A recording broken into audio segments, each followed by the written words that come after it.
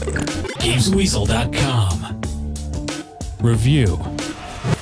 After playing through the somewhat tongue-in-cheek Bulletstorm, Crysis 2 comes as something of a culture shock, as it's the complete opposite. This is one very serious first-person shooter, full of gravitas and without an ounce of humour. That's not to say it's not impressive though, because it is. Here's my take on the single player action. Before I get to the story, let me just say that this is one of the best looking FPSs I've ever played on any console. On the PS3 the game looks almost photorealistic when your submarine's hit by a mysterious missile which floods it and prompts an immediate escape. Once you surface by a crumbling New York, you get shot at by aliens and your life is saved by a guy called Prophet when he puts you in his nanosuit forged from alien technology. Of course, everyone still thinks you're this Prophet guy, which means humans who want that nanosuit and aliens alike all want your blood. It's a good thing then that this suit isn't only useful for attending fetish clubs. It comes packed with a host of augmentations that give you the edge in combat. The main ones you use will be cloaking and armour.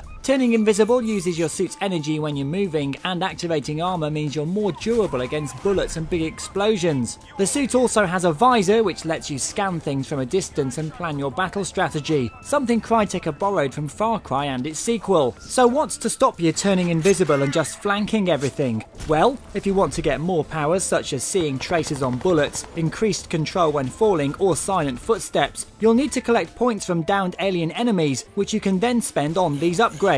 It's a nice touch which adds an RPG element to the game. When it comes to shooting things, there are lots of weapons to choose from. Pistols, scoped weapons, rifles, shotguns are all there, along with heavy weapons such as bazookas, grenades and C4. They really do pack a punch, and the crackle of gunfire in open areas sounds really authentic. There are a couple of things that let the game down, and unfortunately I get the feeling these could have been fixed with a bit more time on the game. On the PS3 the game does feel like it chugs along a bit. The frame rate doesn't skip, it just slows down and makes things feel a bit sluggish. It's also very buggy, with enemies walking on the spot, dying in mid-air, and objects floating and tethering to random places. All these things serve to eject you from what is, along with great music and graphics, a very immersive FPS. There's no denying that Crysis 2 is a fantastic first-person shooter, and with multiplayer using the powers of the nanosuit, you should get a different experience online if you're bored of shooting people in Call of Duty. It gets an excellent 8 out of 10.